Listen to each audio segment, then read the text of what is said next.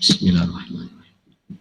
Assalamualaikum warahmatullahi wabarakatuh.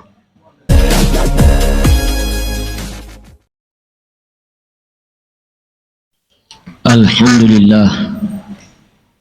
Alhamdulillahi bizikrihi tatma'innul qulub wa bifadlihi wa rahmatihi tughfaruz dzunub.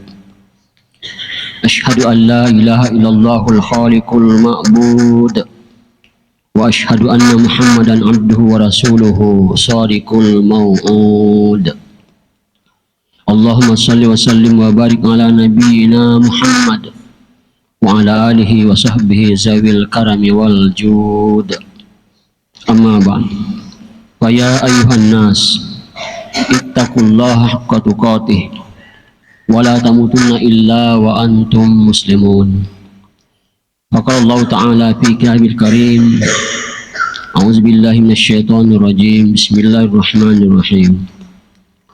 Wa qul i'malu fasayarallahu amalakum wa rasuluhu wal mu'minun wa saturadduna ila 'alimil ghaibi wasyahadah wa yunabbi'ukum bima kuntum ta'malun. Alhamdulillah, marilah senantiasa kita merenungkan bahwa perjalanan hidup ini tidak akan memperoleh kebahagiaan dan keselamatan tanpa kita penuhi petunjuk Allah melalui Rasul-Nya. Oleh karena itu, apapun yang kita lakukan, kalau tidak sesuai dengan petunjuk Allah, tidak seiring sejalan dengan apa yang telah dilakukan, dicontohkan oleh Rasulullah, maka boleh jadi kita menuju arah yang mana arah itu membuat kita akan menderita, tapi seolah-olah kita memperoleh kebahagiaan. Disitulah pentingnya kita senantiasa menggunakan akal pikiran kita, menggunakan segala potensi yang ada dalam diri kita ini untuk berpikir, merenung bahwa sesungguhnya Allah tidaklah menciptakan segala sesuatu termasuk diri kita melainkan dengan tujuan yang mulia. Dengan dasar itu, janganlah kita bengkokkan ke arah yang hina. Berkenaan dengan ini, jamaah Jumat yang dimuliakan oleh Allah, seorang bangsawan yang pernah memerintah pada tahun 226 sampai 241 Masehi, seorang raja yang bernama Ardashir.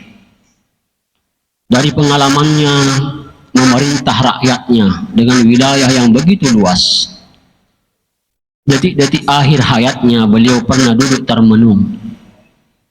Lalu mereka menyampaikan kabar kepada rajanya, dan seketika itu rajanya menyampaikan pula nasihat kepada rakyatnya bahwa ternyata apa yang saya dambakan selama ini, apa yang saya kejar selama ini, ingin berkuasa, ingin memiliki harta dan wilayah yang begitu luas, ternyata semuanya itu pada akhirnya tidak ada gunanya.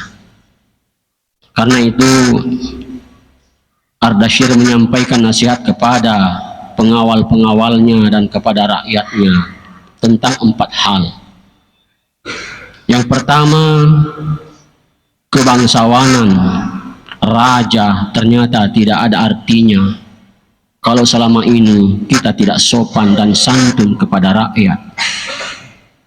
Yang kedua, kegembiraan atas kemenangan yang diraih ternyata itu tidaklah mengantarkan kepada kebahagiaan, kecuali kalau kegembiraan itu diraih dengan cara yang benar.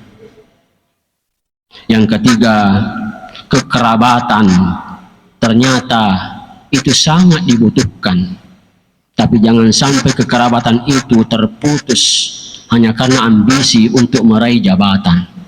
Dan kekerabatan itu memerlukan kasih sayang untuk saling mengunjungi, saling membantu meskipun kita berbeda pilihan. Dan yang keempat, menurut beliau, akal pikiran memerlukan pengalaman. Akal pikiran harus senantiasa digunakan agar kita dapat merenungkan dan mengalami bahwa betapa penting hidup ini. Tetapi sebaik-baik akal pikiran adalah akal pikiran yang senantiasa menemani petunjuk-petunjuk hati nurani. Karena akal pikiran itu posisinya adalah netral. Dia dapat membantu untuk menguatkan petunjuk hati, sekaligus dapat digunakan untuk memenuhi ambisi nafsu birahi. Artinya posisi akal ini sangat penting. Dia adalah modal yang sangat berguna, modal yang sangat besar faedahnya, karena dia bisa digunakan untuk mendukung petunjuk-petunjuk hati nurani menuju kepada jalan ilahi yang hakiki. Tetapi dia juga bisa berbahaya, karena akal pikiran itu dapat digunakan untuk memenuhi ambisi, memenuhi keinginan hawa nafsu, untuk meraih sesuatu dengan cara membenarkan segala cara. Karena itu menurut Ad-Dashir, yang paling penting untuk senantiasa kita jaga adalah memfungsikan akal pikiran sebagaimana petunjuk Al-Quran dan bagaimana Rasulullah telah memberikan contoh. Berkenaan dengan pentingnya akal pikiran kita gunakan, akal sehat harus kita manfaatkan. Jangan sampai akal pikiran kita ini tergoda oleh bujukan hanya sekedar harta. Jangan sampai akal pikiran kita, akal sehat kita tidak berfungsi hanya tertutup oleh riswah. Jangan sampai akal pikiran kita ternyata tidak berdaya karena janji-janji semata. Itulah sebabnya maka Ali bin Abi Thalib mengatakan, jangan sampai engkau menganggap bahwa alam dunia ini begitu luas.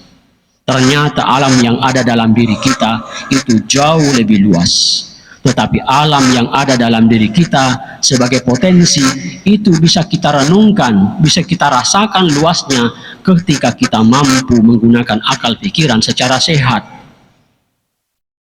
Ali bin Abi Thalib mengatakan, kau kira dunia ini yang ada di luar ini luas, padahal dunia di dalam dirimu sesungguhnya jauh lebih luas. Karena itu gunakanlah potensi akal pikiranmu untuk senantiasa mendukung keinginan hatimu. Jangan sama sekali engkau gunakan akal pikiranmu untuk mendukung ambisi nafsumu. Inilah kunci petunjuk hidup untuk meraih kebahagiaan dan keselamatan. Sehingga manakala kita senantiasa mampu berpikir jernih, berpikir positif, berpikir sesuai tuntunan ilahi, insya Allah kitalah mukmin sejati. Tapi manakala kita senantiasa berpikir untuk ambisi semata sampai cenderung menghalalkan segala cara, ketahuilah bahwa pikiran kita sedang menuju sesuatu yang dimurkai oleh Allah.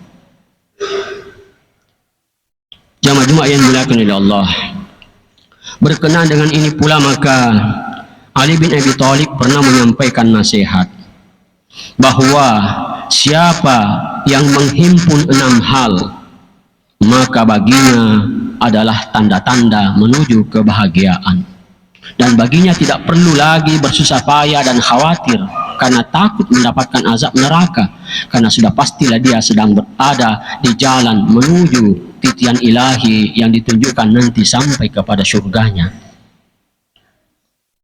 6 perkara itu menurut Ali bin Abi Thalib adalah: yang pertama, mengenal Allah lalu mematuhinya. Yang kedua, mengenal setan lalu mendurhakainya, tidak memperturutkannya. Yang ketiga, mengenal yang hak lalu mengikutinya. Yang keempat, mengenal yang batil lalu menghindarinya. Yang kelima, mengenal dunia lalu menyampingkannya karena lebih mementingkan akhirat. Dan yang keenam, mengenal akhirat lalu merindukannya meskipun harus bekerja keras untuk meraihnya. Jamaah yang dimuliakan Allah, itulah sebabnya di dalam Al-Quran kita diperintahkan untuk senantiasa memperbanyak usaha keras, kerja keras, tapi tidak cukup kerja keras. Kerja keras ini barulah nanti akan lebih berfaedah manakala kita memperbanyak tawakal dan sabar kepada Allah. Bersabar menghadapi rintangan, bersabar menghadapi ujian, menyabarkan nafsu kita untuk tunduk sesuai dengan apa petunjuk hati, menyabarkan diri kita untuk tidak ambisi untuk meraih segala sesuatu dengan menghalalkan berbagai cara, menyabarkan diri kita, akal pikiran kita, jiwa kita untuk senantiasa patuh kepada petunjuk-petunjuk Allah dan petunjuk Rasulullah, maka itulah sebagai tanda bahwa kita sedang berada dalam jalan yang benar. Jamaah yang dimuliakan oleh Allah. Karena itu pula maka di dalam Al-Quran surah Ali Imran ayat 200 Allah mengingatkan kepada kita semua, ya ayyuhalladzina amanu isbiru wasabiru warabitu wattaqullaha la'allakum tuflihun. Wahai orang-orang yang beriman, bersabarlah dan tingkatkanlah kesabaranmu, teguhkanlah kesabaranmu, dan bertakwalah dan senantiasalah berjaga-jaga di daerah perbatasan, dan bertakwalah kepada Allah agar kalian memperoleh keberuntungan. Jadi kunci keberuntungan itu adalah memiliki kesabaran dalam bekerja dan senantiasa berjaga-jaga, waspada, jangan sampai kita lalai, termasuk lalainya pikiran mengikuti hawa nafsu, dan senantiasa takut kepada Allah karena azab Allah itu benar adanya dan surga pun benar adanya. Rindukanlah akhirat, jangan sampai kita terjerumus dalam perjalanan hidup ini. Insya Allah itulah tanda-tanda bahwa kita ini adalah mukmin sejati. Barakallahu li wa lakum fil Qur'anil azim wa nafani wa iyyakum bima fil ayati wa zikril hakim wa taqabbala minni wa minkum tilawatahu innahu huwal ghafurur rahim.